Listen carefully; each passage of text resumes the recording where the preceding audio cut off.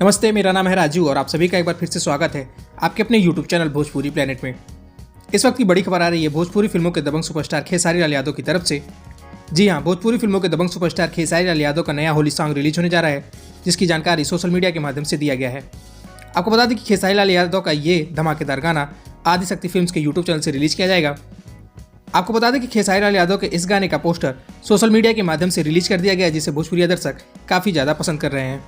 आपको बता दें कि खेसारी लाल यादव के इस गाने का बोल है 2 रुपया, जिसको आवाज़ दिया है खेसारी लाल यादव ने और इसमें इनका साथ निभा रही हैं अंतरा सिंह प्रियंका। आपको बता दें कि खेसारी लाल यादव के इस गाने को संगीत से सजाया है श्याम सुंदर ने और इस गाने के लिरिक्स को लिखा है अखिलेश कश्यप ने। आपको बता दें कि खेसारी लाल यादव का ये गाना कल यानी 1 फरवरी को रिलीज किया जाएगा। आपको ये जानकारी कैसी लगी हमें नीचे कमेंट बॉक्स में कमेंट करके जरूर बताएं। वीडियो अच्छी लगी तो वीडियो को लाइक करें, शेयर करें और भोजपुरी जगह से जुड़ी ऐसी तमाम खबरों के लिए हमारे चैनल को सब्सक्राइब करके बेल नोटिफिकेशन जरूर दबा लें। शुक्रिया।